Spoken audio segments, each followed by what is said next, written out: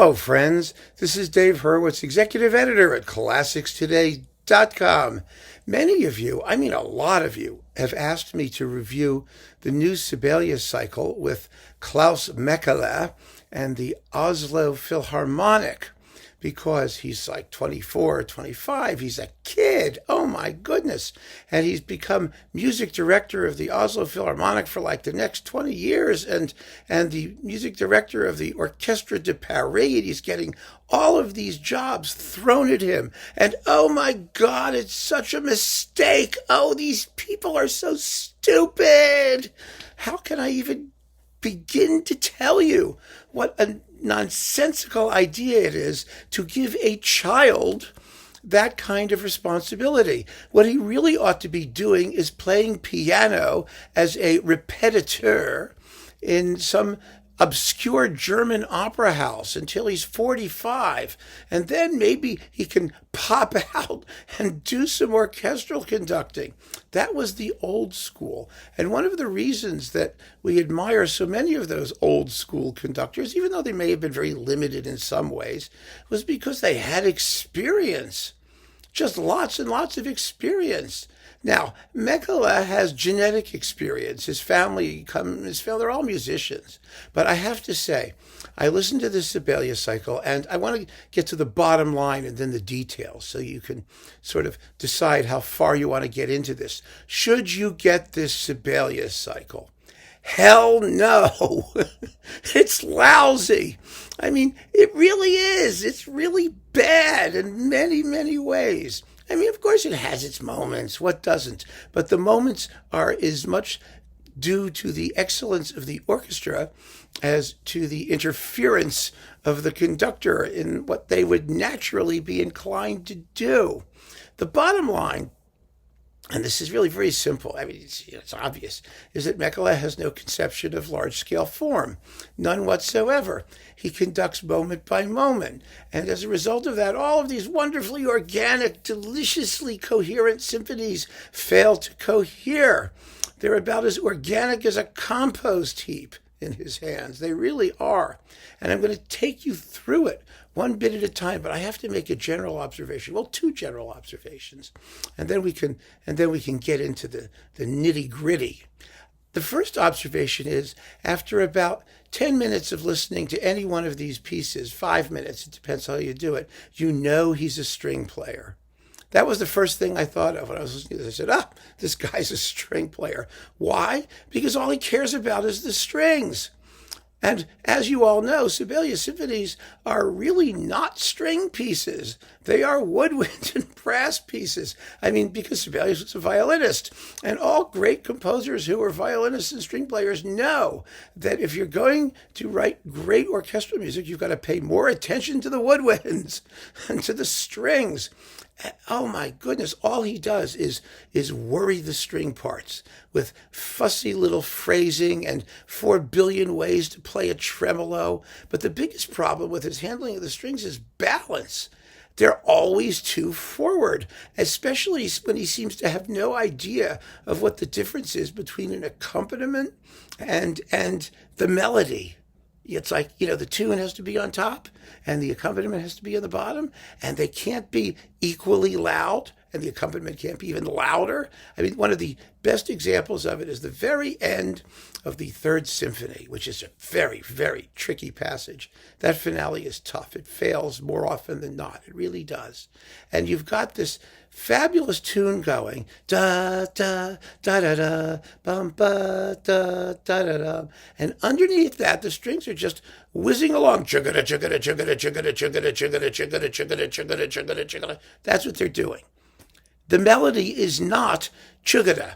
It's not chugada chugada chugada chugada chugada chugada chugada chugada chugada chugada. Well, that's what you hear. It's like trying to listen to the piece while, some construction worker is operating a jackhammer, on concrete in the background. You just hear this constant noise on one note while the whole rest of the orchestra is going.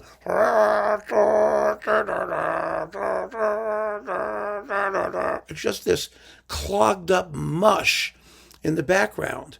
And you'd think that, that's all Sibelius wanted to do was like string triplets or whatever they are. I mean, it's just awful. I mean, I hate to say it because he's 24, and I mean, that's kind of a cheap shot because he's young, but it's juvenile. I suspect, first of all, there's no reason why just because he's Finnish, he should know anything about Sibelius or play Sibelius well. That, of course, is nonsense. It's really a terrible thing that the record industry and the performing arts industry, pushes on us. The idea that people from certain countries have some sort of like genetically encoded knowledge of the repertoire of their home country. I mean, that's such crap. And the evidence is there for all of us to hear. Chances are they don't. My biggest example of that, it was really funny, was the pianist Vladimir Feltzman, who came to the United States, and he was always having to do like the Tchaikovsky concerto and all that. And he wasn't very good. The fact is, he was a Bach pianist. That's what he liked to do. He finally got a chance to do Bach, and he did it very well. But if you asked Mäkelä, what is it that you do best? First of all, he might be too young to know. But let's assume that he's a prodigy way beyond his years, and he really knew. And, maybe it would not be Sibelius. I don't think it's Sibelius based on what I've just heard. So that's that issue. The second big issue, see, I kept this in mind, there were two, is that he doesn't know how to conduct a climax. Every single major climax in these performances, with maybe one or two minor exceptions, misfires. I mean, badly misfires. Because he's spending all his time paying attention to the string parts or something like that, or whatever is attracting his attention. Multitasking isn't his specialty. And he is micromanaging the climaxes in a way that absolutely undermines all of the grandeur and excitement, and it's so strange the way he handles these things, because he doesn't know how to handle a climax, and because he's only paying attention to the string parts. You find all of these oddities in the brass chording, where the harmony that's on top, the notes that define where the music's going, are buried somewhere in the texture. It's really weird, and just wrong. It's just amateur stuff. It really is. But let's now go through the symphonies one at a time and talk about their pluses and minuses. Well, let's talk about the minuses. The pluses, who cares? The pluses are there because Sibelius was a great composer. The minuses are there because Mäkelä is conducting him. So, Symphony number 1. Okay, it starts out all right. The first movement's going fairly well until we get to the end of the exposition. Do you know that part where it's going speeding up?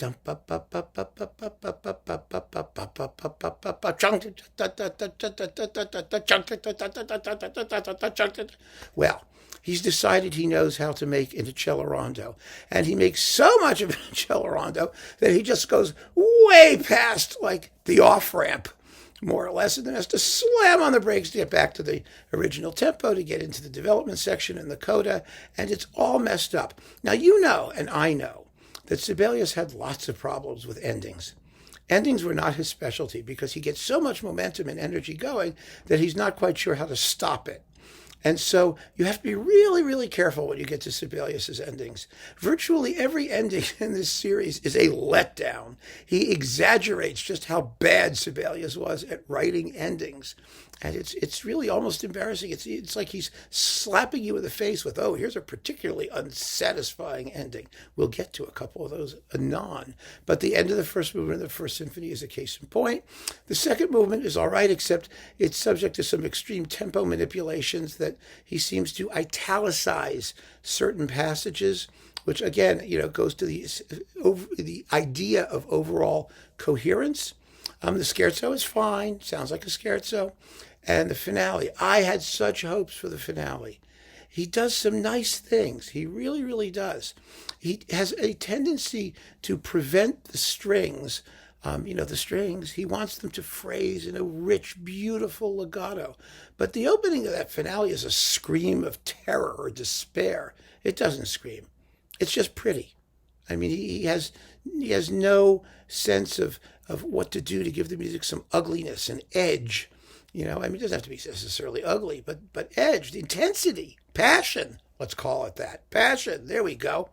I was really hopeful when he got to that second subject because the finale of the first symphony is kind of sectional. He really handled the transitions beautifully. He really does. It just goes. There's that first big climax, and the strings go plonk, and then somewhere in the middle of nowhere comes the big tune, like that. He really does that beautifully. And so I said, okay, here's a guy who's really going to put this finale together. Well, no. Didn't happen that way because when he gets to the coda, it goes ba-da, da-da, ba-da, and then the strings come in. And the final chords come out, right? Wrong. He decides that those string figures must be a new idea all themselves, and he takes them at half tempo.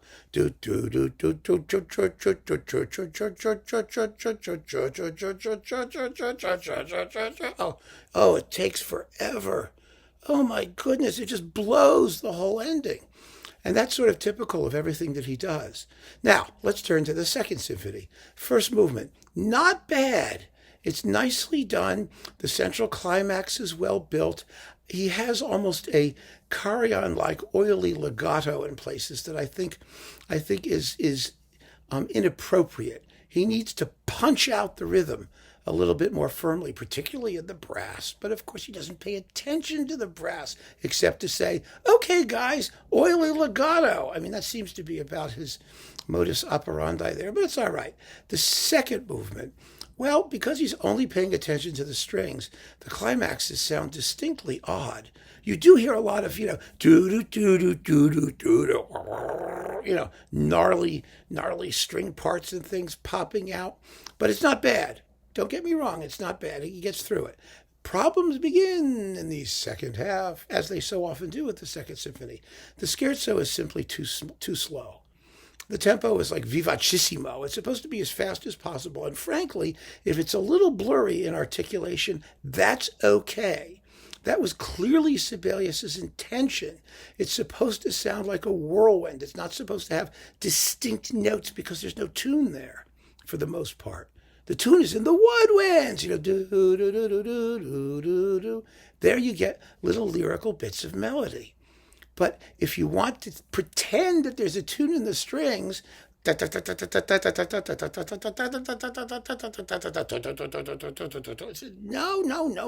it's all wrong. Okay, the finale starts really well. He paces it really well. I was very happy. Again, he's got the right idea. Everybody's doing their thing. The trombones are doing their cha-cha-cha-chomp, cha-cha-cha-chomp. It sounds really good. It really does. He doesn't slow down absurdly for most of the second subject. That dum ba da da dum ba ba da dum that you're going to hear 4 billion times. But when he gets to the chorale at the very end, it stops dead. It so often does. They really ought to just tie this guy down and make him listen to Zell 400 times until he gets it into his head. Whatever he wants to do by himself, he can do, his own ideas, but he's got to hold the thing together. And the climax at the finale, the big triumphant climax, doesn't build up at all. It's just bad. It's muted. It's repressed. It has no sense of grandeur. It's just that same oily legato heaviness. But no triumph. It's oh wow. It's just this sort of, I don't know how to describe it. It's oleaginous. That's the word. Oleaginous. Like margarine. It's like fake butter. Ugh. So that's the second. The third, well, the first movement, does its thing. It's kind of zippy and pleasant until we get to the coda. And it's the same thing. The same business. He slows way, way down. And you've got this chorale business, which he wants to be very blended and smooth and smushy. And the last two chords are so anticlimactic. Oh my God, why does he do that? The middle movement of the third is very, very difficult to pace. I mean, what is it? Is it a slow movement? Is it a scherzo? You really have to be careful about how you do it. And this is a classic case of Mäkelä's biggest weakness, which is it has all kinds of interesting accompanimental figures. And that's all he pays attention to. He ignores the tune. The tune is in the woodwinds. And the woodwinds need a little help here because the Oslo flutes are a little bit insensitive when it comes to dynamics, and that's his fault. He's got to get them to play and balance their tone against the other members of the section, which they don't. So they sound a little screechy. But beyond that, it's just boring. It's so boring because he doesn't inflect the melodies. He's too busy dealing with the pizzicatos underneath the blip, blip, blip, blip, blip, blip, blip, blip, blip, blip, blip. Meanwhile, the woodwinds are on top going da da ba da da da da da da da ba ba. I mean, come on. You've got to make something of it. And he doesn't. So it's boring. That's that. Now, the finale we've already talked about. The finale, is one of those. There's one moment in the first half of the finale where Sibelius writes this huge crescendo. You know the part I mean, right? With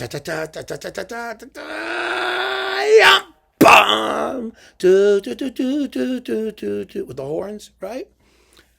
It's marked FFF crescendo possibile. You know what that means, right?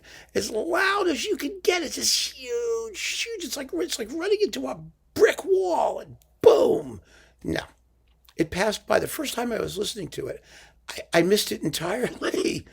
I mean, I was just listening along, and then I was thinking of something else for a minute, as sometimes happens, and all of a sudden we were further on in the movement, and that it never got my attention at all. And then, of course, there's the ending with the strings that are seems to be the string figuration is the main topic of the conversation rather than the actual melody that Sibelius writes. It was just, it's awful. Okay, the fourth. The fourth is the best performance of all of them. It really is. The first movement's quite good. The slow movement, the largo, whatever it is really, really good and gripping. The finale is very nicely paced, and I really like the way he handles the ending. It's actually in tempo, mezzo forte for the strings. He pays real attention to it and nails it.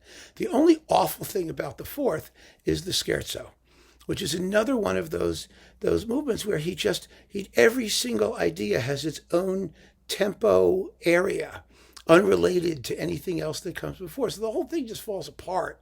You get what happens in a subjective sense is that you lose your sense of where you are and where the music is going. You feel like you're trapped in this, sort of kaleidoscope of unrelated ideas, and it's like never going to end, and it gets to be quite annoying. And that's the problem with the fourth. Otherwise, it would be a very, very good performance. So I was a little bit upset about the scherzo because it should have been good. It really should have been, but it wasn't. And that is the high point of the cycle, because from there on, we got big, big problems. The fifth, oh my God, the fifth is a disaster, a total disaster. The whole thing, first of all, is too slow, at least for the first two movements. It's just a snooze fest. My goodness, it's boring. It's unbelievably boring. And he's really good at, when the sort of nuclear power plant going into meltdown parts in the first movement, when the strings are just going,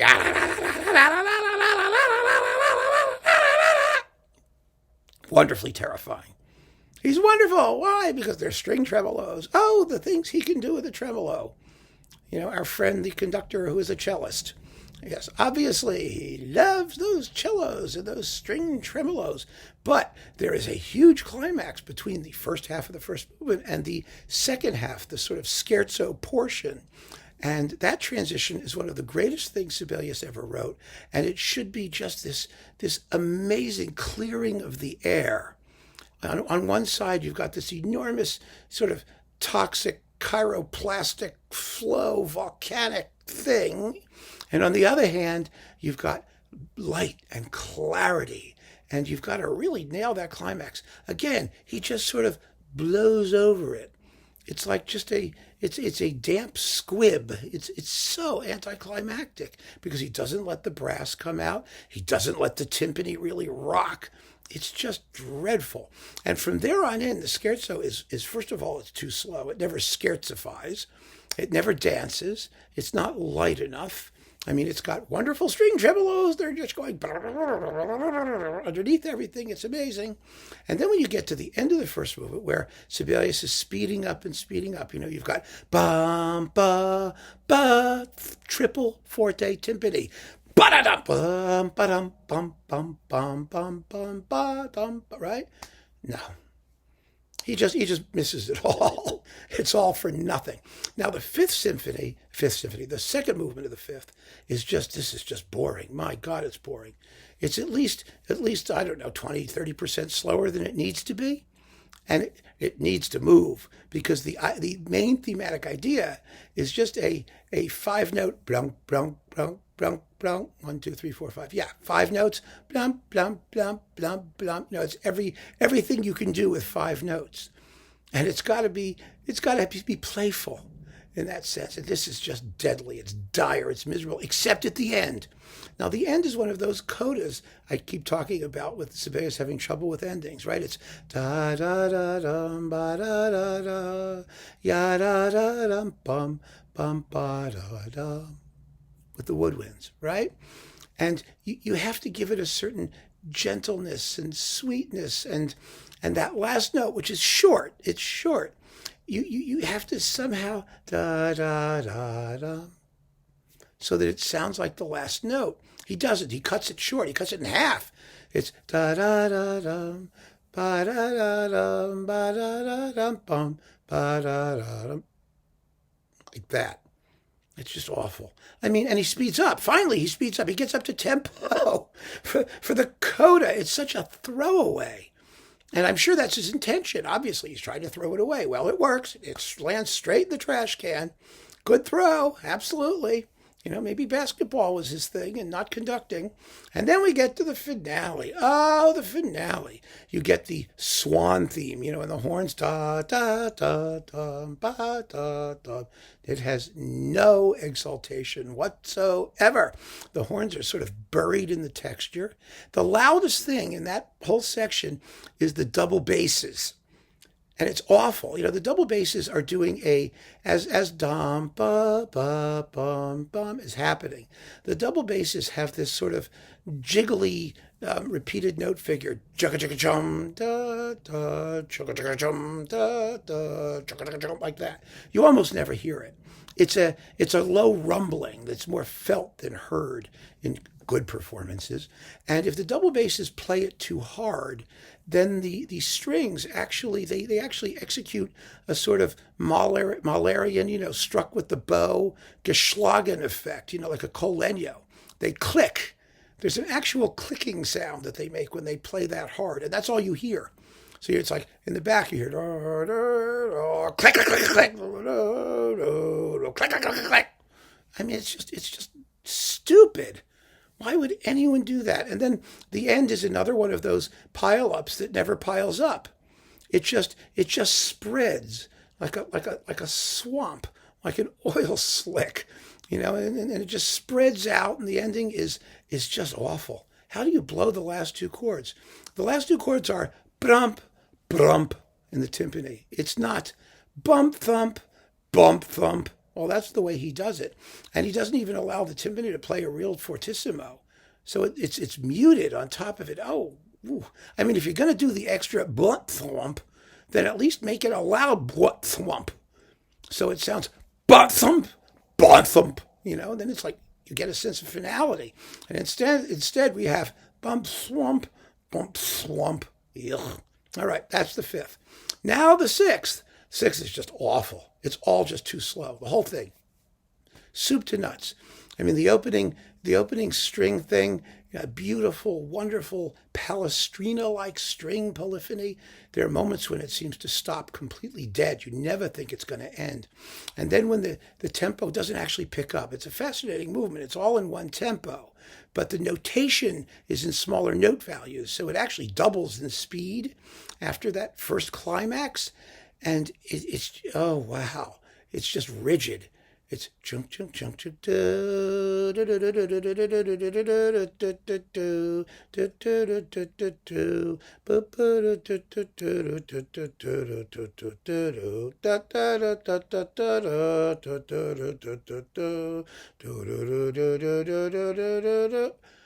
Oh, it's just vile.